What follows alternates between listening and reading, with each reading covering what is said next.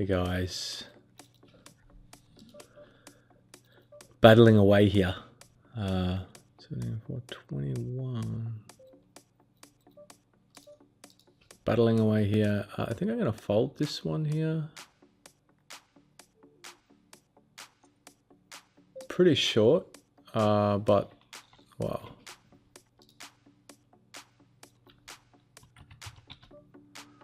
Seven, 9, 2, yeah, small c-bet here, I think. Wow, this is pretty good bottom right, because this guy's been, I think this guy, wow. I think this guy bottom right actually has a pretty good imagination, I was going to say.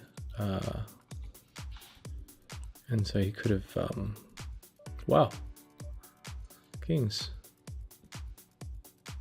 That is how we roll. What a time to turn the camera on and start this one.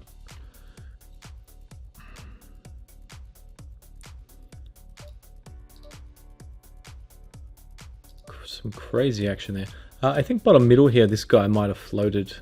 I think this guy actually I remember from before. I think he was on this table. And he did something pretty crazy. What was it? I'm trying to remember.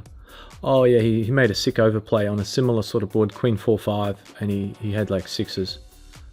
And he got it all in, and I had, I think I had top pair or jacks or something on this sort of board. No, that's right, I had eights, and it was actually a 7-high board. Yeah, I remember it now. It was 7-2-3, and he had fours.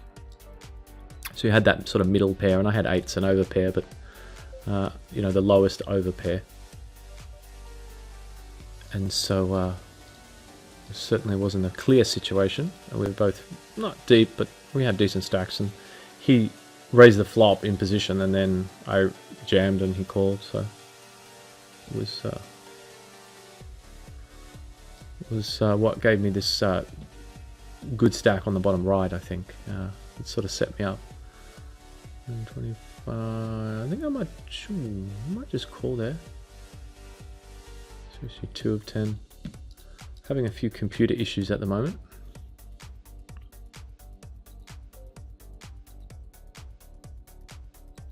$19 of 21 top middle, so that's getting deep as well. And the ace king. Obviously, gonna raise there. This guy seems pretty tight.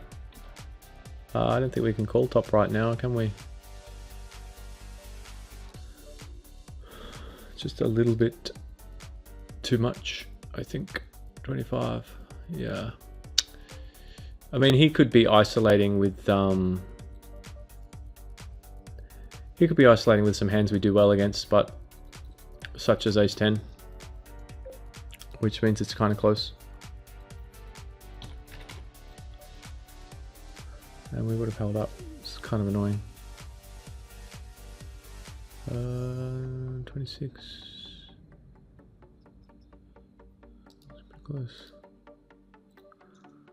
Yeah, very close. Once we just flat call behind, obviously, once in a while, you know, we can be trapping.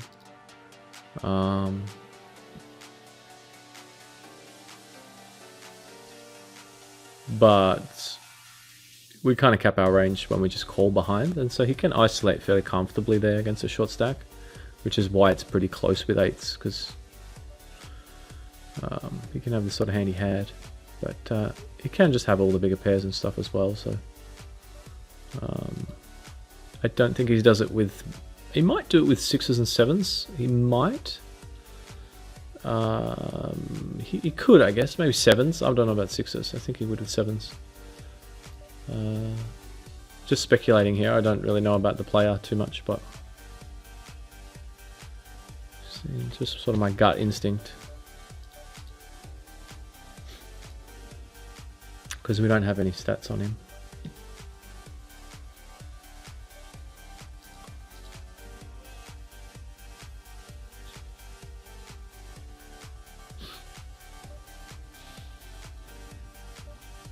Pretty classic bottom left sort of take the initiative, and c-bet flop. And you know, once in a while you're going to get check raised like this guy's done. He snap check raised.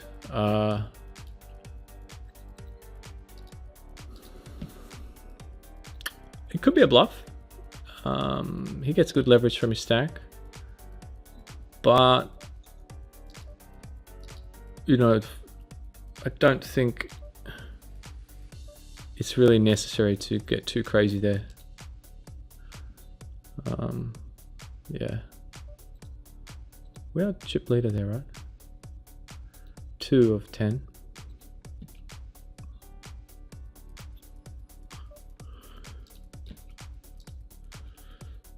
But yeah, I mean, that 3-bet, take the initiative, c-bet, pick up pots is how I've sort of been building these stacks. M4. I think I'm just going to jam here. Or M8, 16, 24. Am I? Yeah, I think I will, because these guys are pretty aggressive behind. I don't want to raise and get 3-bet or jammed on, you know. Prefer to just jam myself. Because if we get jammed on and call, you know, it's pretty bad.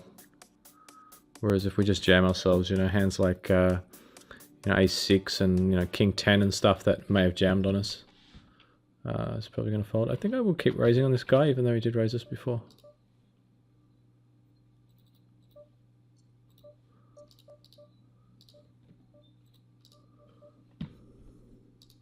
I'd say I haven't played that well today.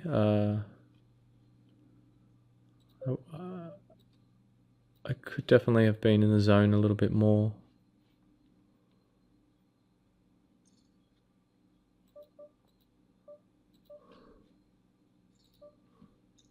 Ace King, obviously, we don't mind getting jammed on so much because there's more hands we dominate. Whereas pocket threes, we never dominate anything. So it's actually kind of good that we got that hand right now. It's kind of a good example, you know. The pocket threes is, you know, if someone jams on us, it's always a flip. We're always sort of flipping for our tournament life. Whereas now, yeah, sometimes it'll be a flip, but a lot of the times I might have King Queen, King Jack, and Ace 10. A lot of hands which we perform really well against. And it's not as obvious as I think as it sounds, because I still see a lot of regs make some pretty spewy sort of inducive plays with like, you know, small pocket pairs and Ace-5 and stuff like that, Ace-7. I mean, if you raise Ace-5 and someone jams on you, and okay, they've got a wide range, but most of the time it's going to be a flip anyway. If they've got 8-10 suited, it's kind of close enough to call it a flip, you know? So you don't really want to particularly necessarily increase the variance of your tournament life by, you know, trying to get in those flippy situations. I mean, it's not always avoidable. Sometimes it happens, but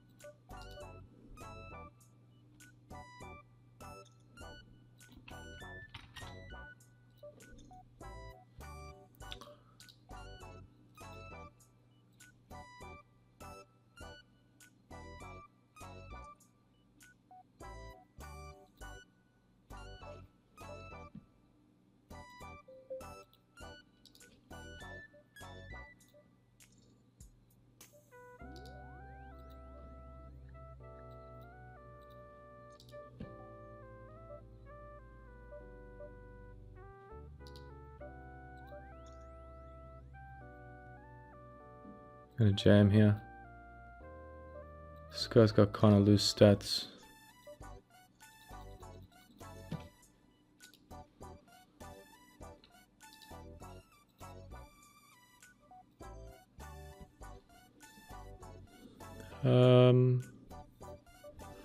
Wow, this is a really weird spot, isn't it?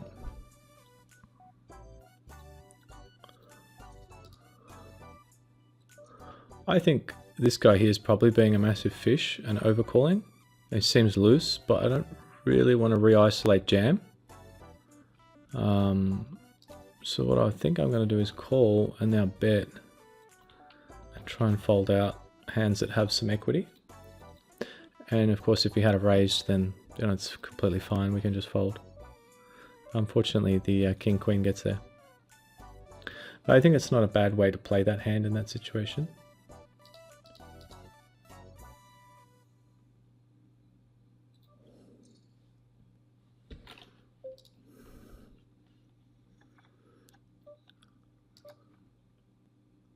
I mean, we can certainly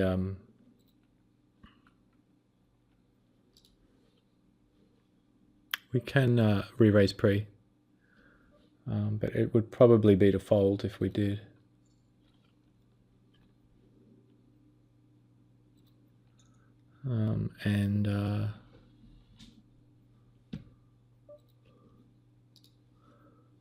You just got to be a little bit careful with those fish. At that sort of depth that we had. I wouldn't say it's a spew, but it's a little bit risky because we're kind of, what, M15, M16, you know? Oh, well, he was M12 effectively, so effectively M12, so. Wow, this is a pretty gross spot. SPR1, but I think I'm going to jam it anyway. It's pretty gross. Yeah, that's ugly. Yeah, that's ugly, ugly, ugly. And that's one of the advantages of calling with his stack size that he had there. I guess maybe we could have checked.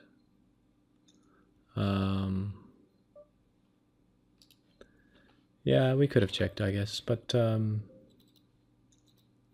SPR close to 1, jamming.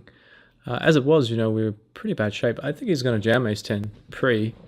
So king 10 is about the only hand that we don't want to see. King 10, king 9, I guess. Most of the time, I mean, he's just going to fold. Some of the time, he's going to call with something we might have equity against. He should be using fold equity if with his bluffs. So if he's got like Jack Queen or King Jack or Jack 8, 7, 8, those types of hands, he should be jamming first in with that SPR, because check raising doesn't give him a lot of fold equity, and we're going to jam a lot, and he's never ahead with a semi-bluffing hand. But with the hand he had, obviously he wants to check jam and try and get our money in there with us further behind, and that's why it's kind of risky for us just jamming. And that SPR, well, I mean, it was a little bit awkward. 30. I think I'm going to fold here.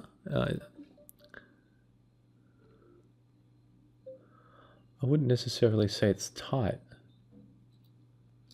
but the thing is he's UTG, but more than that, we've still got a lot of players behind, and we can't just call and fold, so we're committing our whole stack with ace queen off with 6 players behind. And we're still not sure, that we're that far ahead of the UTG M5 jammer. He is named Spewtard, and he has shown to, proven to be a bit spewy, but at the same time, I think it's just a kind of little bit of an unnecessary risk at this stack depth. This is pretty close here. I think I might fold it actually. Not really good implieds. Can't really call if we get 3-bet. Just got to be careful once the stacks drop under sort of M15, under M20 with the small pairs opening. And, if you're a bit deeper, you can call 3-bets. Try and stack people. But as you get a bit shallower, we got M sort of 630, M14 here. It's just kind of getting down to that stage.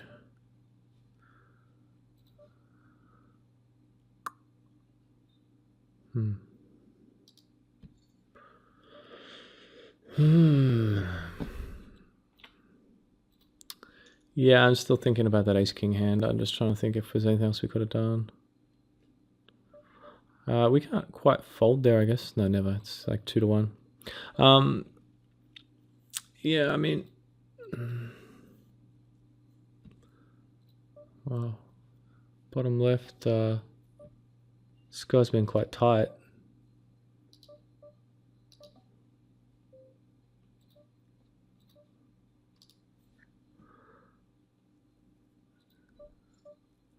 I would normally jam that, but this guy's been very tight, so.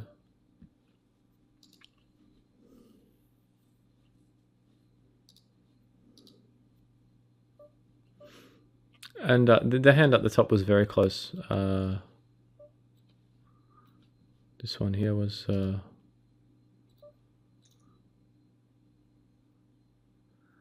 yeah, actually I think we probably could have taken that. M2.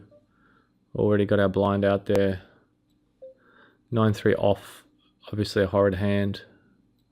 But we are just against a button player, so he doesn't necessarily have to have a monster. Very, very, very close spot. I think calling is fine. I think folding is probably fine. I think I'm going to call here because we're getting like over 3-1 and then assess on the turn.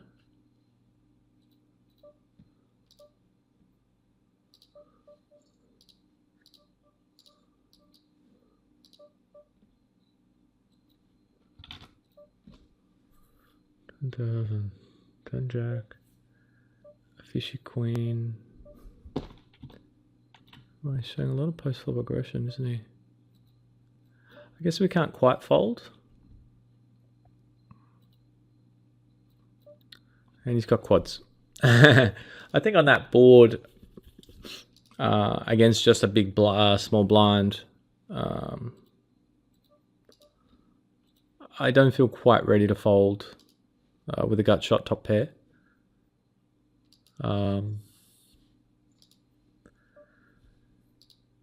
Yeah, it looks bad once he has quads, obviously, but I think with the flush draw, he can have gut shots. He can just be bluffing like a fish would a lot on that board.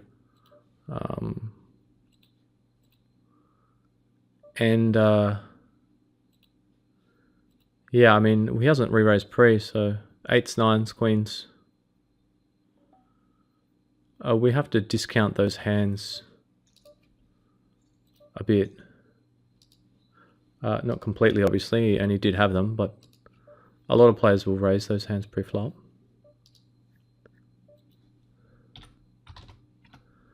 Just going to go the smalls again, bottom right, small C bet.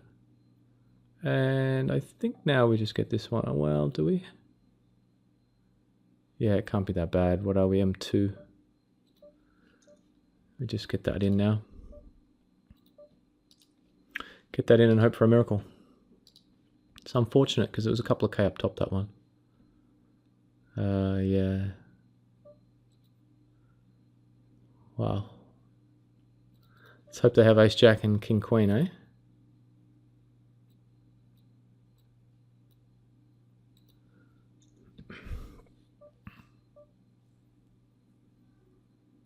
That's not good for us unless we hit a deuce or a 4 on the river.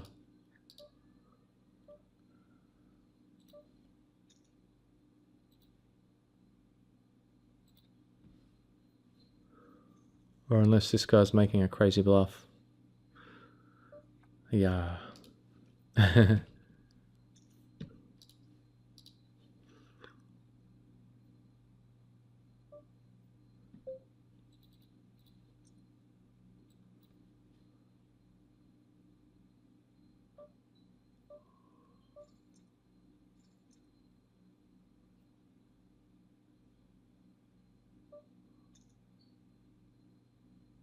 He was crazy bluffing. Wow, he was trying to win it for us. Actually, don't mind his play. Would have been awesome if it had got through. Wow, 3, 6, 7. Wow, he's been tight, and his final table just started and he's jamming. I think, you know, ace king, maybe ace queen suited. Well, I guess ace queen.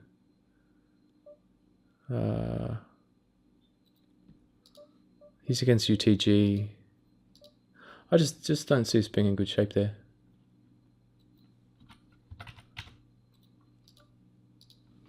I really don't. And he had ace king, so... the other problem is if we flat... I can't believe king queen called. The other thing is if we flat and then one of these big stacks moves in or something, like, it's pretty gross. Let's move this up here now. Try and win this. I feel like I haven't been playing very well. I feel like that jack queen before may have been a bit of a spew. We could probably have just folded on the flop even. Just because the players are so bad at these stakes, we're probably going to find better spots. That's really why. I mean, if you're folding top pair there, you're just basically always folding and, you know, all the time, which is kind of exploitable, but let's have a look at this. Yeah, we were kind of deep, weren't we? It was a bit rushed too because the time bank was low, so I felt like I didn't make a good choice here. Let's just see this hand here. 1, 2, 3, 4, 5. I think I'm going to fold that. I don't think this guy's been too crazy at all. Does look very 3-bet-ish.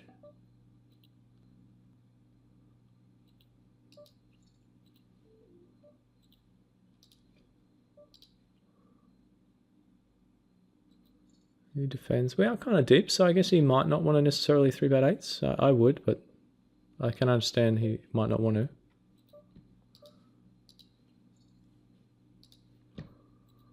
to. We bet. It's kind of small. Makes a large check raise. Makes a large check raise on the flop. Yeah, it's really close, I think. Just because of how fishy the players are. The thing is, when the 8 repeats, you know, it's kind of, I mean, it's kind of a good card for us because it just reduces the combos that he should have, you know. I mean, he's kind of looks like he's got 10 jack if he's got a hand. That's what makes this hand, I think, kind of look a lot worse than it should be, is the fact that we have a queen and there's 2 8s on board. So does he really have pocket 9s kind of thing? Pocket queens would have re-raised pre-flop. Pocket 9s you would think would. And quads is just one combination of all the hands he can have. And we do have a jack blocker as well. So, I mean, it's hard to put him specifically on, you know, the hand he's got. Full house. I mean, without the raise pre, in my mind, I'm kind of thinking it's 10 jack or nothing. And we have a jack blocker, and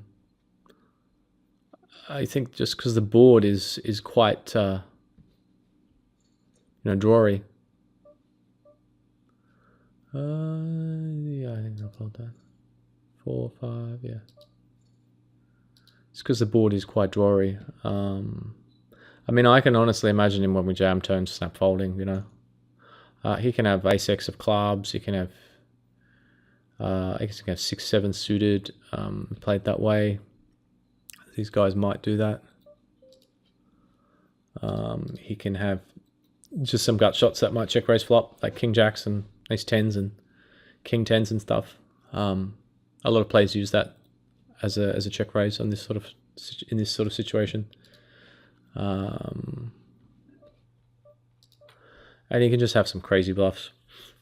He could sometimes have the same hand and queen 10, I think. He might even just play it that way and just think, well, kind of dangerous board. I'm not just going to go check calling out of position against this guy. I might as well just, pretty sure I have the best hand. I might as well just raise. He could be sick overplaying with ace 9 some of the time. Jack 9. I think it's close. I think we could have escaped, but I think if we were zoned in, maybe we can decide we're going to find a better spot, and not give this guy credit, but just decide, well, look, some of the time we're going to be in bad shape, and we can probably find a better spot against this fish rather than sort of risking it here. He could have king queen as well, you know, I guess ace queen some of the time. So yeah, it was probably a bit bad, and like I said, I haven't been playing very well today. And it sort of goes back to what I was saying earlier, I think, about sort of Making sure you don't get too burnt out. We had that very long session yesterday, obviously a good session. But yeah, I think it's just kind of worn me out a little bit. I just don't feel my mind is completely switched on, sharp. I've been kind of not rushing, but feeling a bit rushed on decisions. Wow, 6899.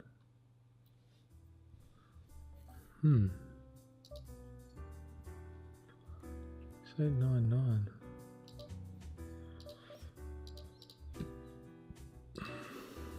Kind of feel like we're folding the 3-bets a lot, but at the same time, I do kind of feel like we'll get some decent spots to attack people.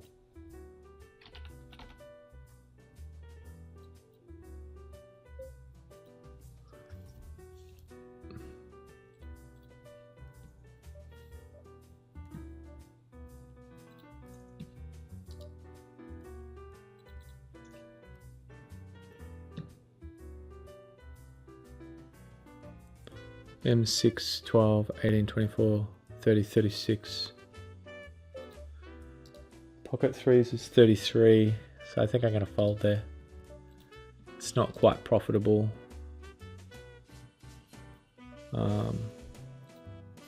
Yeah.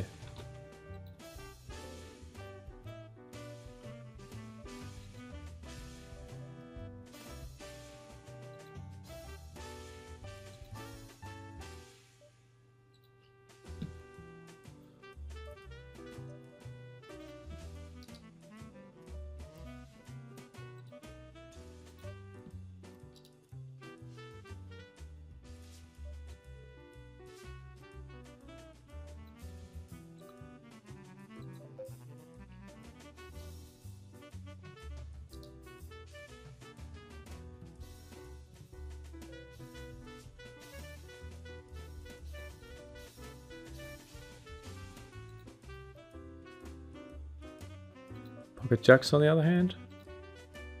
I'm gonna go with that one and 53, 4, 5. This guy's been kind of, wow, it's a massive raise, isn't it, actually? Let's think about this. Ridiculous size raise.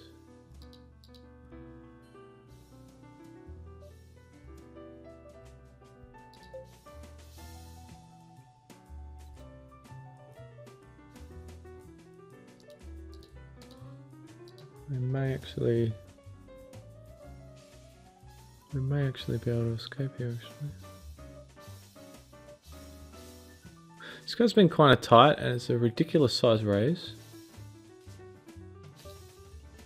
So it's a pretty nitty fold. It is a pretty nitty fold, but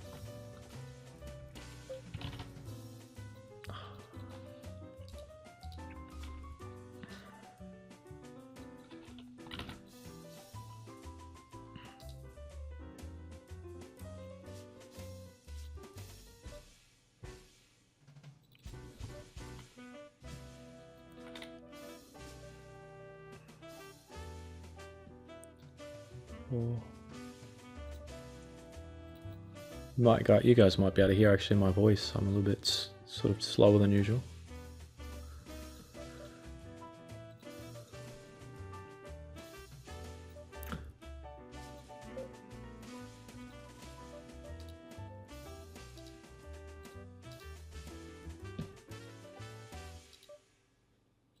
It was a very tight fold, the sevens. Obviously, we've raised late. We can be stealing. Kind of look like we're stealing. But gotta go. It's been kind of tight. Made it like massive 3-bet, like he's committing himself. And you might sort of think to yourself, well, look, would he really do that with big pairs? But I've had it a bit recently where they actually have done it and actually had the nuts. And I'm always like, how the hell do you have the nuts here? Why the hell would you raise 20 billion pre-flop with the nuts? We probably can't fold here to this guy if he had have jammed.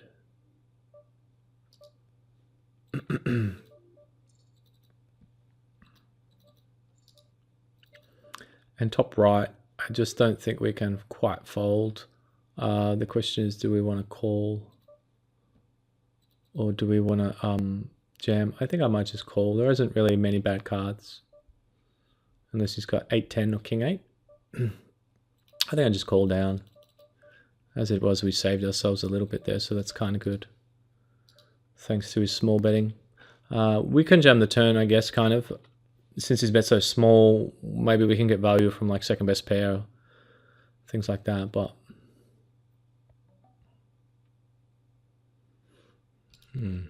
interesting. Rain.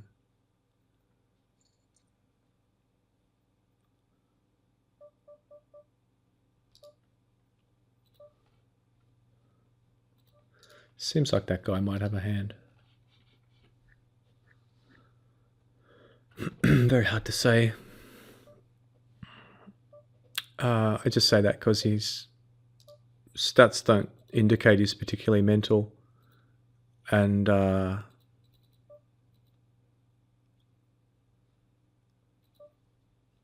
he has 3-bet with some short stacks in the blinds that he's committed to. Doesn't necessarily mean he has to have a monster. That's for sure. We could almost turn this into a bluff here and jam it. And I think I might just do that actually. It's pretty hard for him to call with, well, I mean, the way he's betting, it looks like he's got a weak ace. Maybe like King Jack, thin value betting. I don't think we have the best hand. And we do have 2 queen blockers, which is kind of good. If the diamond hadn't have come in, I might not have made that play, but when we call turn after checking flop, it kind of looks like we can have a flush. Even if he's got 2 pair, you know, he's in kind of a tough spot. If he's got like king 10, because he doesn't really beat much. And he probably wouldn't expect us to turn, you know, the sort of hand we had into a bluff. I wouldn't think.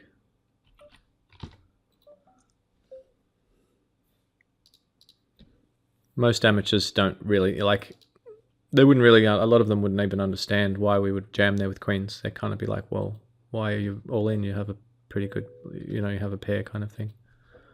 Why don't you call, see if the guy's bluffing kind of thing? And I mean, we could have had the best hand, but it didn't seem like it. It seemed like he was making small value bets with a weak ace or king. A few good spots here. Jacks obviously good. Ace Jack, not too bad. We could get jammed on, but we don't. It is hand for hand mode, so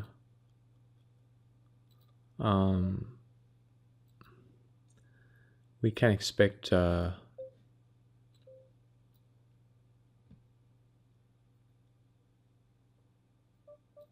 of getting deep there. Well, what was kind of a good spot now is a pretty nasty spot. I would have committed to that guy, I think. He's so short.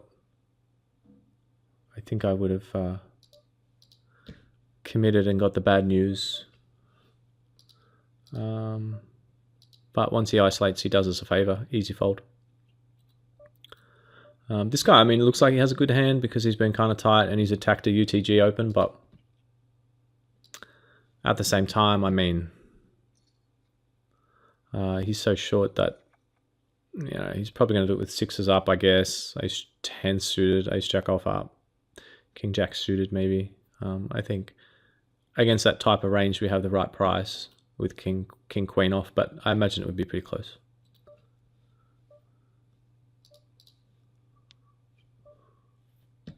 Just kind of top middle. I'm just kind of going to take it a little bit easy, I think. Is it still hand for hand mode? Yep, okay, we're going to raise.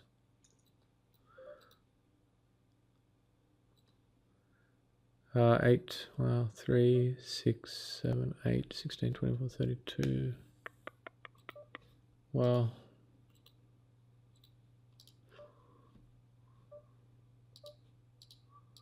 This is really close, isn't it? M4, 34.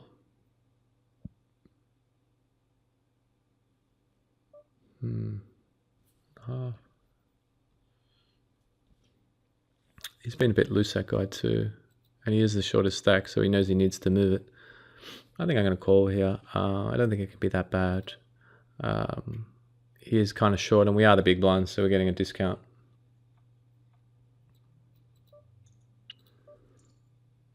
Yeah, 4-ball. Not looking good.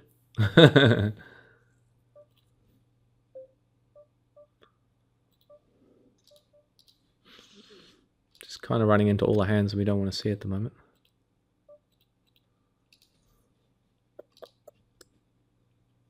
Top left, I guess, easy call. M5 button jam. 1.5 to 1. Is it 1.5 to 1? Yeah.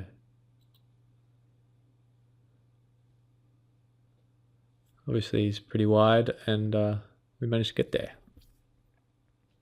Which is good because that's a big 109, so that's one of our key tournaments.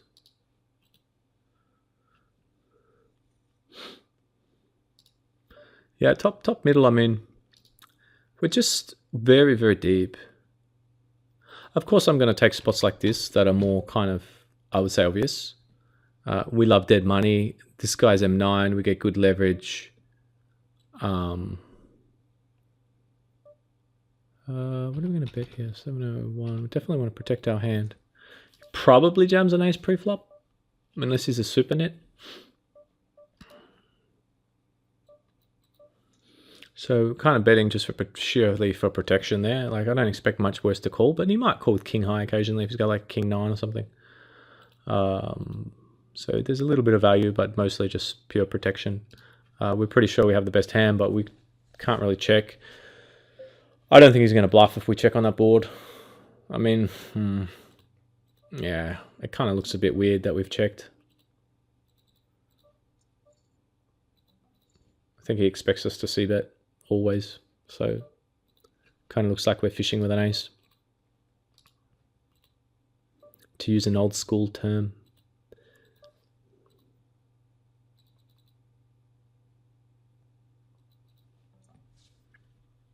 But yeah, as I was saying, I think top middle, we're just so deep for M44 that we don't need to get into any sort of, you know, tough situations.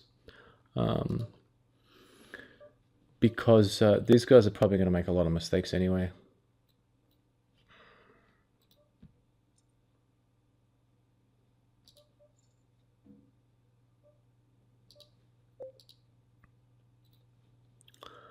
This guy's 3x'd. I might let this one go, and this is a good one here.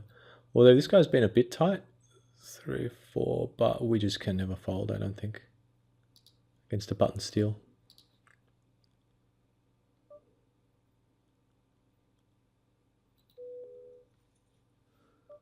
Just one of those things where, this is 48. If he's got it, he's got it.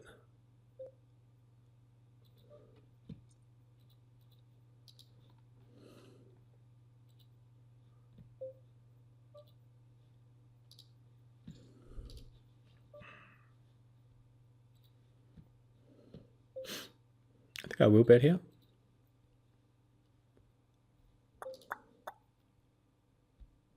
And bet again, obviously, I guess. Yeah, I think just half pot. I think 10 jack, king jack, jack queen, spades are going to have a hard time folding.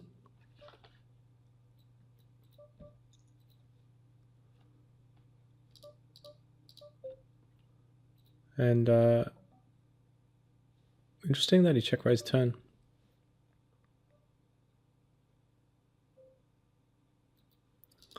I guess he's just being a massive fish when he check raises turn.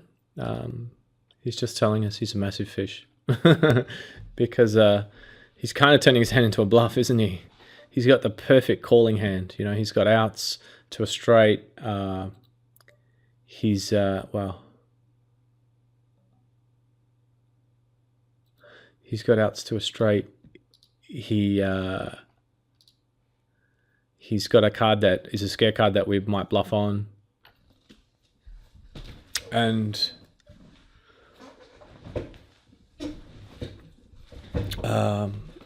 sorry, I was just getting comfortable here. And his hand's pretty strong until he, only by check raising, he narrows our range when he wants to keep it as wide as possible. He wants us to bluff off, be bluffing with king high. He wants us to be making mistakes. And when he check raises, he narrows our range so that we're only going to call him with the nuts, trips, ace king.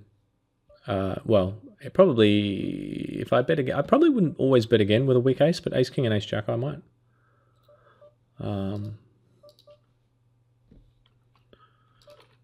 So,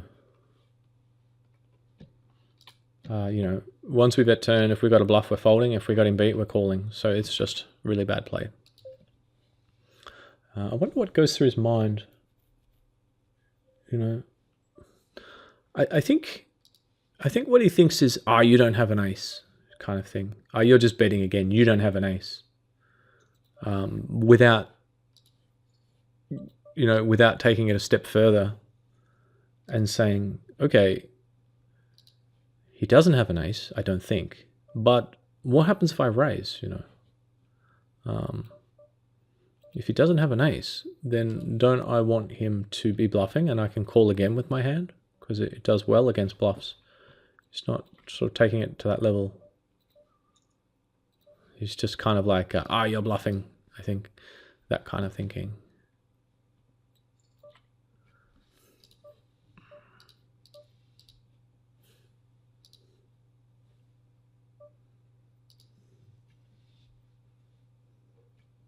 Good spot, bottom left. What is this, 17? Yeah, I mean, we can just shove this over the top here.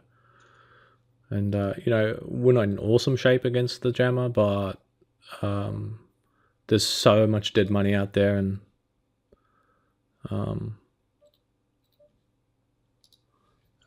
he can always have, I think, the guy seems like he might be a little bit loose. Ace jack suited, ace queen, ace king, maybe the odd king queen, maybe the odd sevens or eights.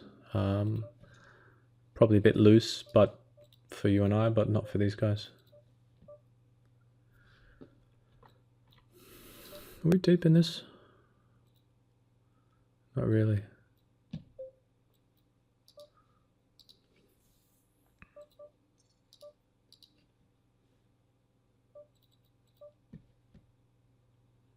Wow. I was just going to jam that because if we check raise, we don't have any fold equity, and we might as well, even though there's 3 players behind, so we don't have tons of fold equity, we may as well try and use the little piece of fold equity that we have. And as it is, we actually get it in pretty good shape. But what is that guy doing there with 4? Is that 4-5 offsuit? 4-5 off, yeah. Yeah.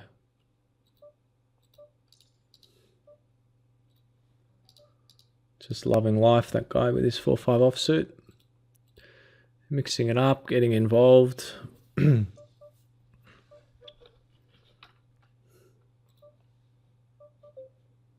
think I'm going to lead small on this table here. Check call on the gut shot.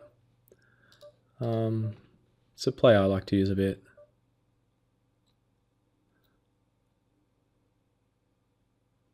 I think we're just going to jam this guy's steal again. Effectively a good stack size for jamming. And he has been stealing 3 of 7 hands,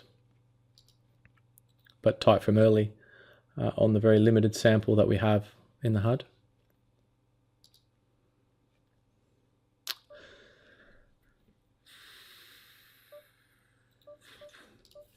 So, I mean, this was kind of my plan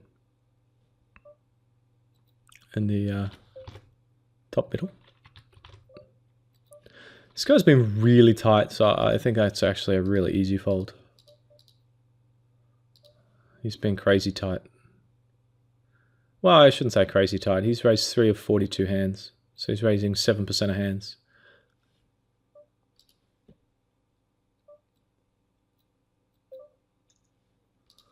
So, 8.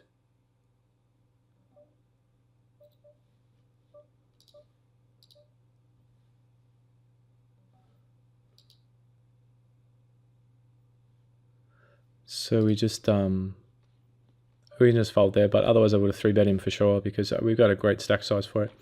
It's still almost worth 3-betting him because even though he's tight, we can probably actually fold out a very tight range because he probably doesn't want to be the next to bust, is my feeling, is that he's probably kind of a low stakes guy. Just kind of purely speculating here.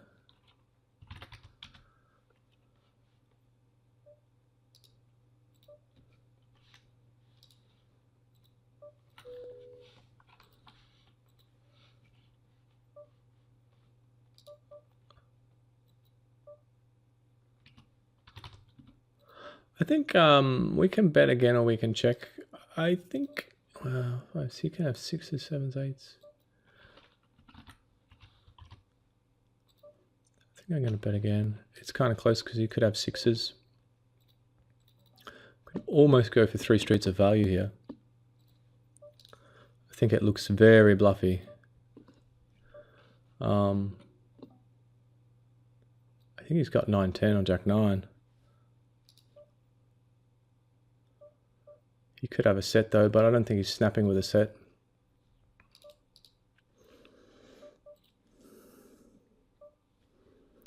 I wonder what he had there. He folded pretty quickly on the river. I was hoping that he might hero us, but I think that he could hero us some of the time there. An $11 buy-in guy.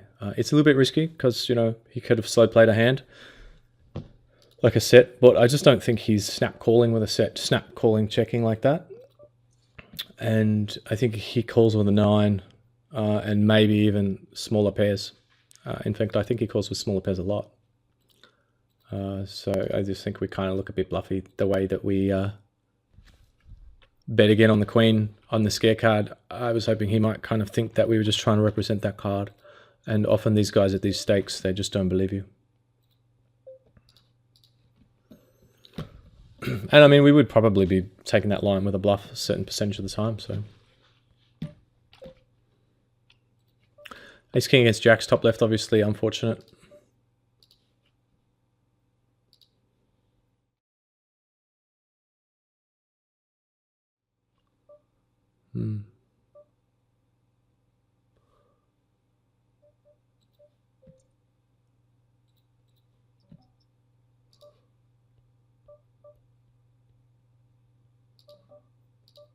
We're going to check it.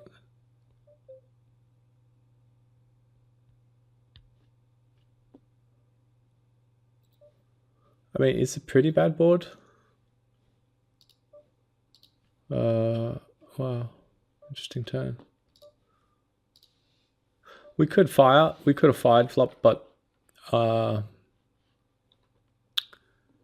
yeah, I mean, I just think we get called too often. We do have the guts.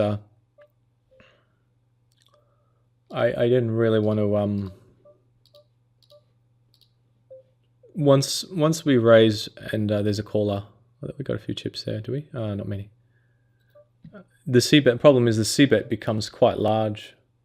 When we make a c-bet, it becomes quite large. And I think,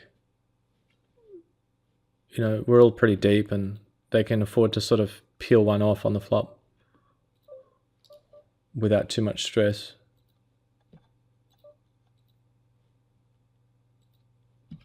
And so I was worried that's what might happen.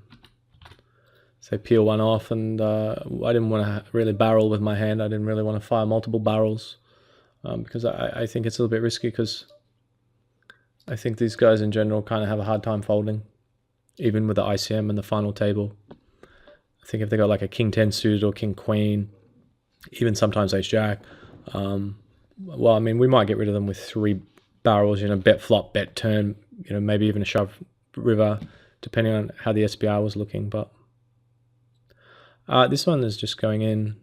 It's not awesome, but I mean, I think this guy's got enough hands that we do okay against. Except aces. And that's kind of what I was saying before about players making like ridiculous huge raises with aces. I mean, that was a massive 3-bet. And it kind of looked like he had 8s or 9s or something like that, or was just being a fish. I do have him in purple. He is a little bit loose. And he has just made a massive 3-bet with the nuts. 8 to 16. So normally someone would make it like 9 to 18, 19, 21. He makes it 28. And just a epic size. Yeah, we have to call here, 4-5 suited. And 2. Yeah, almost. Bit of excitement there, almost got some chips to get us back into it. Tough going. Some good, some bad, some ugly. But we're hanging together. Got some chances. So we are, let's see here, 4 of 28, 1100 for first. These are all pretty small. 2 of 6, 735 for first. This still got a long way to go, 130 of 487, but that's 11,000 for first. That's a good one, the big 22. Doing okay in this $26 10K guaranteed on full tilt. Tripled this 44 turbo. Going okay. I might actually bring the full tilt one down here as well. Where are we going to put it? Over here. Somewhere lucky. And I'm going to take the break, guys, and be right back.